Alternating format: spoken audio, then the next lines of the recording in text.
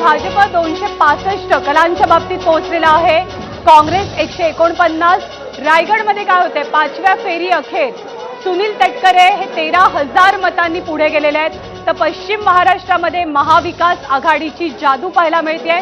6 जागांवरती महाविकास आघाडीचे उमेदवार पश्चिम महाराष्ट्रात पुढे. त्यामध्ये अत्यंत महत्त्वाची जागा म्हणजे साताऱ्याची जागा, कोल्हापूरची जागा.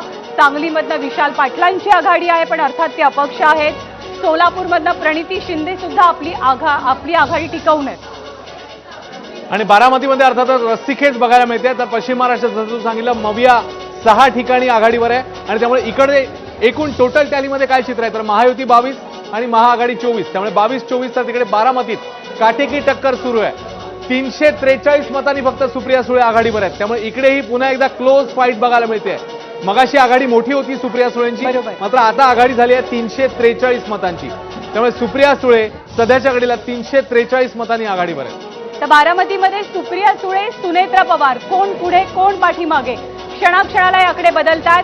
काही हजारांची लीड सुप्रिया सुळेंकडे होती, पण आता सुप्रिया सुळेंकडची लीड ही काही 100 मतांची झालेली आहे. बारामतीमधलं सुप्रिया सुळे या आघाडीवर